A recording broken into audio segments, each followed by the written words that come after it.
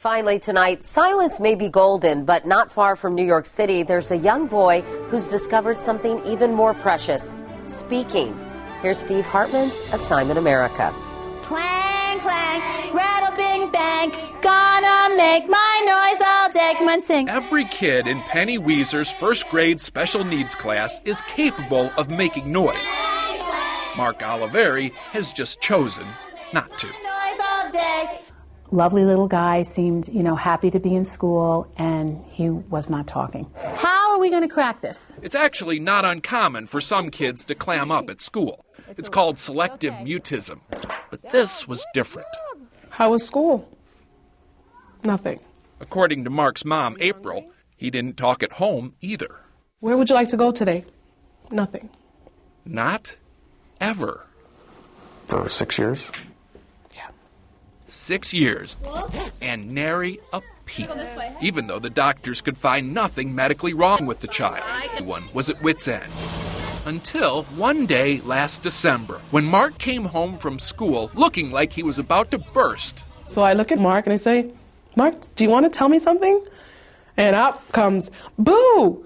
That's right, boo. And my husband and I are just like, Boo! Hi there, friend. April says her son spilled more words in that 1 minute than he had in his entire lifetime. And pretty much all of them about Boo. Hi, Boo. Hi. Boo, the dog. All right, he's coming in. That day in December, and twice a month since, Miss Weezer brought in this Delta Society therapy dog. Sit, Boo. Boo did a few tricks, He's glad to see you. got a few pets, and stayed for story time.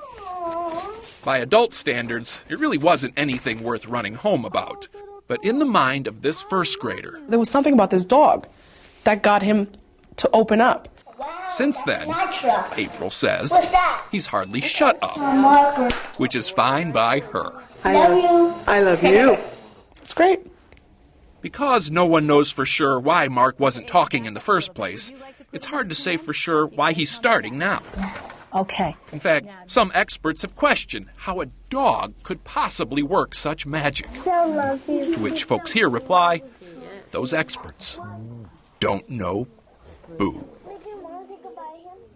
To give you another idea of just how far Mark has come, recently his mom had to tell him to use his indoor voice. And I bet she was very happy to do that. Yes. Meanwhile, have his parents considered that he might have autism and that might have delayed his speech? That's actually the first thing that they checked, and they say he's not on the spectrum, so they don't really know. So if anybody out there recognizes, these symptoms, email me and I'll email them. Well, I'm glad he's turned into a chatterbox at home so far. Anyway, tell us about next week. Okay, next week. Over the years, supporting the troops has become sort of an empty phrase, but not this time. Wait till you see what this woman, who already lost a son in Iraq, is doing for her son's platoon.